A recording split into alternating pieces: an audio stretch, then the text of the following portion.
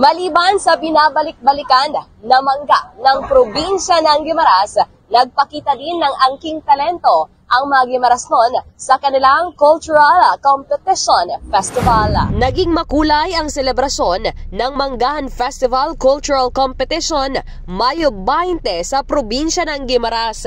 Isinagawa ang nasabing patimpalak sa Capital Grounds ng nasabing probinsya kung saan dumalo ang mga opisyales ng Guimaras Provincial Government at iba pang VIPs.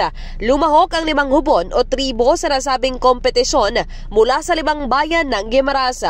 Hubon ng San Lorenzohano ng San Lorenzo, Hubon Palayag ng Buena Vista, Hubon Sadsara ng Nueva Valencia, Hubon Balsahan ng Sibunag at Hubon Bulantihan ng Hordana. Naging kampyon ang Hubon Balsahan ng Bayan ng Sibunag kung saan nasungkit naman ito ang 1.5 million pesos na grand prize at mga special awards na Best in Music, Best in Choreography, Best in Performance at Best in Production Design.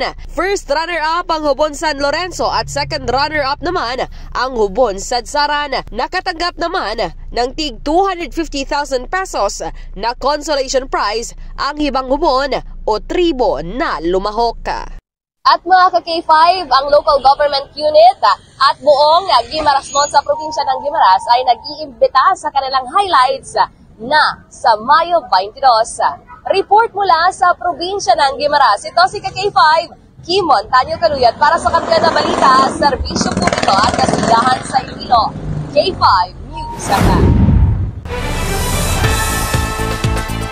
Ang ining balita ang ginadulong sa inyo sang DTX Coffee Mix. Himo sa natural nga sangka pareho sang amarkuso, chia seeds, sugared cane extract powder. DTX Coffee Mix. Nakakapi ka na, naka-detox ka pa. DTX Coffee Mix. Mabakal sa mga butika.